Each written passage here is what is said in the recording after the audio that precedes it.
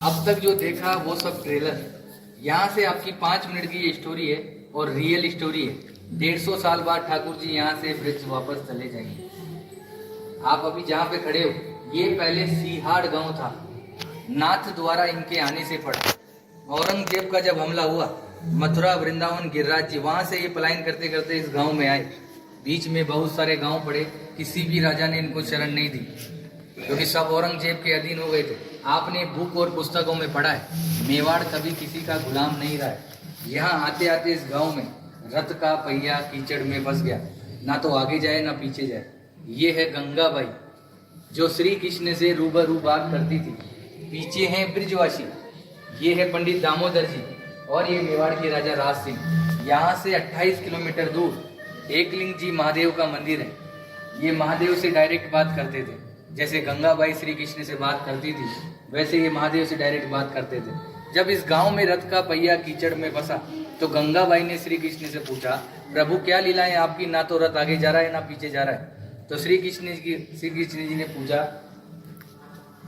गंगाबाई ने पूछा श्री कृष्ण से, प्रभु क्या लीलाएं आपकी, ना तो रथ आगे जा रहा है ना पीछे जा रहा है। तो श्री कृष्ण जी ने जवाब दिया, मैं किसी के कारणवश यहाँ आया हूँ, यहाँ के राजा को बुलाया जाए और मेरे लिए मंदिर का निर्माण किया जाए। गंगाबाई ने ये बात पंडित दामोदर जी को बताई और पंडित दामोदर जी ने मेवाड़ के राजा राज सिंह को बुलाया और कहा कि हमारे प्रभु पधारे हैं, क्या इनको शरण मिल सकती है। तो राजा राज सिंह ने जवाब दिया, मैं मेरे गुरु आराध्य से पूछता हूँ, अगर वो इजाजत देंगे तो मैं मंदिर का निर्माण करवाऊंगा। ये महादेव के पास गए और बोला, प्रभु आपके मित्र और सखा पधारे हैं, क्या इनको शरण मिल सकती है।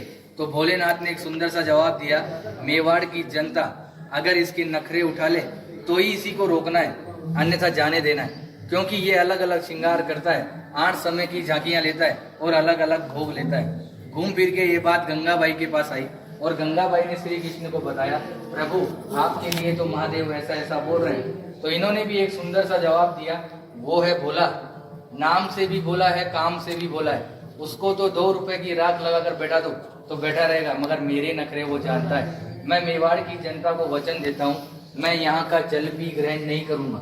आज भी जल यमुना नदी से आता है, गौशाला में रखाया जाता है। गौशाला से गागर भर के ग्वालपाल सुबह मंदिर में 4 बजे लेकर जाते हैं। यमुना जल का जो प्रसाद बनता है वही ठाकुर जी ग्रहण करते हैं। आप लोगों का जो प्रसाद होता है वो बाहर दिखाकर बाहर ही बांट दिया जाता है। कहते हैं किसी के कारणवश है, मीरा बाई की कजन सिस्टर अजब कंवर बाई सा इनके साथ पासे खेलती थी।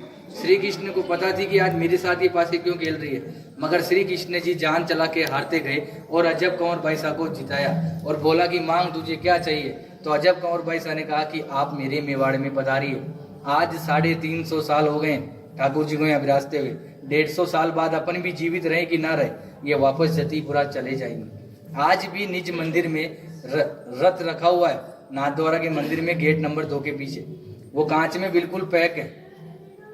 जब सुबह सुबह पुजारी झाड़ू निकालता है तो आज भी यमुना नदी का मिट्टी लगा हुआ रहता है। रोज मंगला से लेकर शयन तक ठाकुर जी यहाँ विराजते हैं। विराजने के बाद 7 साल का बालक है, माँ की याद आती है, जतीपुरा जाते हैं, माँ से मिलते हैं। माँ से मिलने के बाद निधि वन में रास नीलाए करके मंगला में वापस यहाँ आ जाते हैं। औरंगजेब एक बहाना था, ठाकुर जी को वचन निभाना था। ये जो पूरी लीला रची केवल अजब कंवर बाई सा के कारण। औरंगजेब को ये वहां भी हरा सकते थे, मगर औरंगजेब इनका मंदिर तोड़ने श्रीनाथ जी के मंदिर में आया। उसकी माँ भी उसके साथ आई।